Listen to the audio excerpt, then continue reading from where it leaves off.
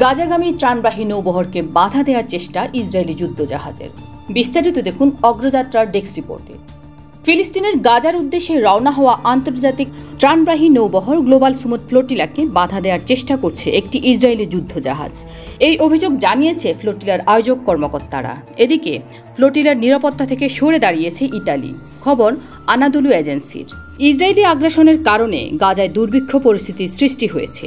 গাজায় ইসরায়েলের অবরোধ ভাঙার লক্ষ্যে চলতি মাসের শুরুর দিকে যাত্রা শুরু করে গ্লোবাল সুমুদ ফ্লোটিলা। আয়োজকরা জানিয়েছেন, নৌবহরটি এখন অবরুদ্ধ গাজা উপত্যকা থেকে প্রায় 121 নটিক্যাল মাইল দূরে অবস্থান করছে এবং দ্রুতই গাজার দিকে এগিয়ে যাচ্ছে। আনাদোলুর প্রতিবেদন মতে, ফ্লোটিলার নিরাপত্তা থেকে ইতালির সরে দাঁড়ানোর ঘোষণার পর বুধবার 1 অক্টোবর সকালে একটি ইসরায়েলি যুদ্ধজাহাজ ফ্লোটিলার প্রধান জাহাজ আলমার 5 ফিটের মধ্যে চলে আসে এবং এর সমস্ত যোগাযোগ ব্যবস্থা এবং ইঞ্জিন জ্যাম করে দেয়। ফ্লোটিলায় অবস্থান করা আল জাজিরার এক সাংবাদিক জানিয়েছেন, এই সময় জাহাজটিতে থাকা অধিকার কর্মী নিরাপত্তা প্রোটোকল মেনে তাদের ফোনগুলো সমুদ্রে ছুঁড়ে ফেলেন। ওই সংবাদদাতা পরে জানান, ইসরায়েলি জাহাজটি এলাকা ছেড়ে চলে গেছে, যার ফলে নৌবহর ফের চলতে শুরু করে। তিনি আরও জানান, অল্প সময়ের জন্য বিচ্ছিন্ন থাকার পর আলমা জাহাজের সাথে যোগাযোগ পুনরুদ্ধার হয়েছে।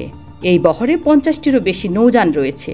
নৌযানগুলোতে অবস্থান করছেন 500-রও বেশি যাত্রী, যাদের নেতৃত্ব দিচ্ছেন সুইডিশ জলবায়ু আন্দোলন কর্মী গ্রেটা থুনবার্গ।